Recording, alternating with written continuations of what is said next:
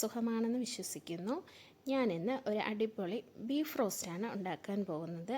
ആദ്യമായി മിക്സിയുടെ ജാറിലേക്ക് ഗാർലിക്, ജിഞ്ചർ, പിന്നെ 2-3 പച്ചമുളക് എല്ലാം ഇട്ട് ക്രഷ് ചെയ്തെടുക്കുക.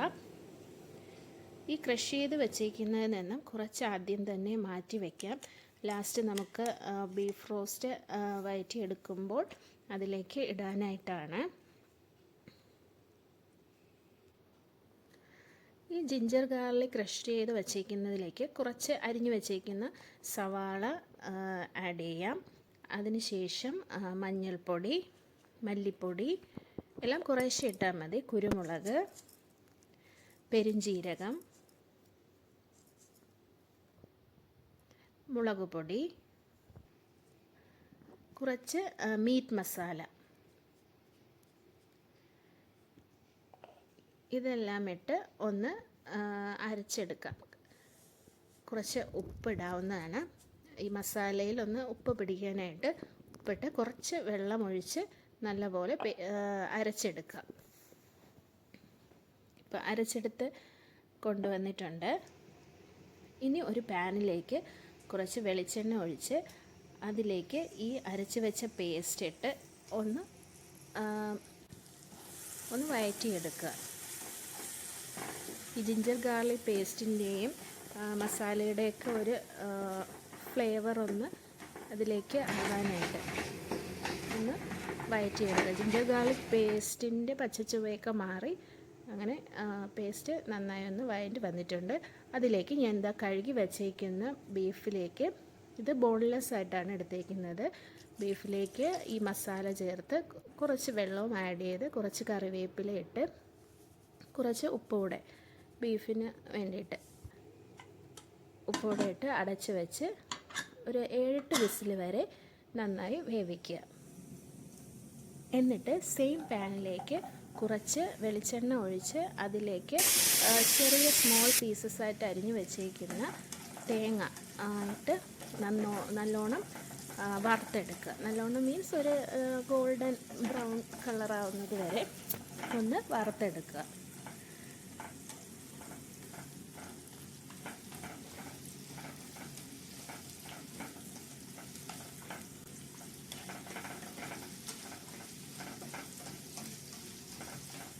നല്ലോണം വറുത്തെടുക്കുക. ഗോൾഡൻ യെല്ലോ കളർ ആവുന്നത് വരെ ഒന്ന് വറുത്തെടുക്കുക.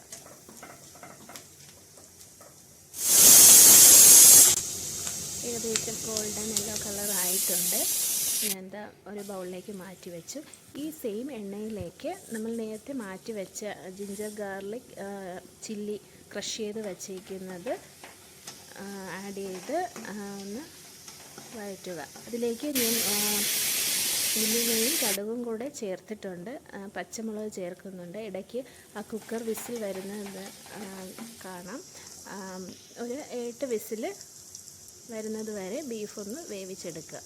ഇതിലേക്ക് അരിഞ്ഞു വച്ചേക്കുന്ന സവാള ആഡ് ചെയ്യാവുന്നതാണ്. ഈ ജിഞ്ചർ ഗാർലിക് പേസ്റ്റിൻ്റെ മിക്സുമായി നല്ലോണം സവാള യോജിച്ച് വരുന്നതിന് വേണ്ടിയിട്ട് കുറച്ച് ഉപ്പും ചേർക്കുക.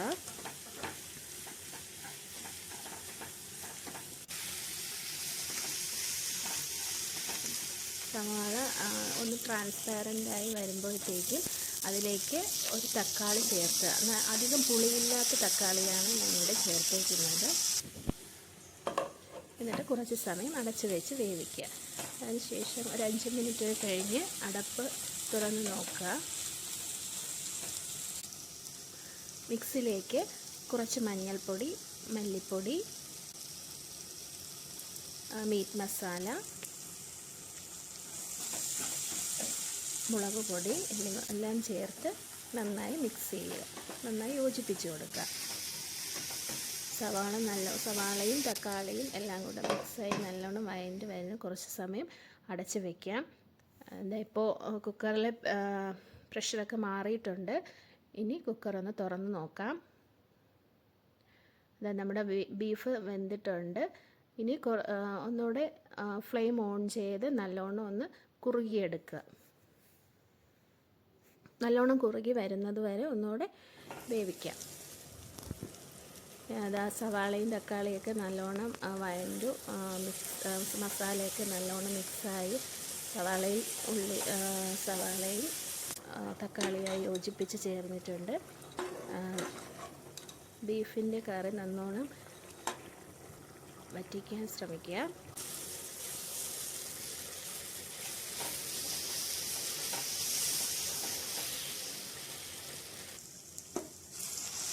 ഇതിലേക്ക് ബീഫ് കുറച്ച് കറി ഉണ്ടാകും, അത് ഇതിലേക്ക് ചേർത്ത് നല്ലോണം ഇത് മസാലയുമായി ചേർത്ത് ഇളക്കുക.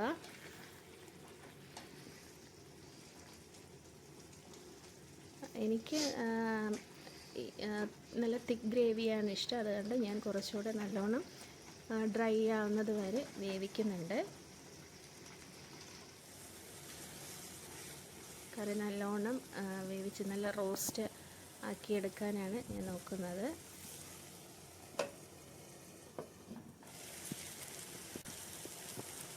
ഏകദേശം ആയി വരുന്നുണ്ട്. അപ്പോഴത്തേക്ക് നമ്മൾ വറുത്ത് കോരി വെച്ചിരിക്കുന്ന തേങ്ങ അതിലേക്ക് ആഡ് ചെയ്യാവുന്നതാണ്. ഞാൻ വീണ്ടും കറിവേപ്പില തൂകിയിട്ടുണ്ട്, അതിലേക്ക് നല്ലോണം മിക്സ് ചെയ്ത് കൊടുക്കുക. ഏകദേശം ബീഫ് റോസ്റ്റ് ആയിട്ടുണ്ട്, നല്ല ഡ്രൈ ആയി വന്നിട്ടുണ്ട് ബീഫ് റോസ്റ്റ്.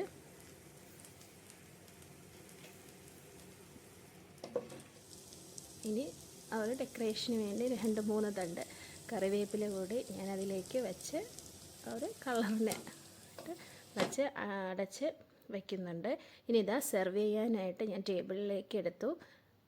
ബീഫ് റോസ്റ്റ് നല്ലോണം ആയിട്ടുണ്ട്, നല്ല ടേസ്റ്റി ആയിരുന്നു. നിങ്ങളും ട്രൈ ചെയ്ത് നോക്കുക, നിങ്ങൾക്കും ഇഷ്ടമാകും. അഭിപ്രായങ്ങൾ പറയുക. Thank you for watching my channel. Please do subscribe my channel. Thanks for watching my video. Thank you so much.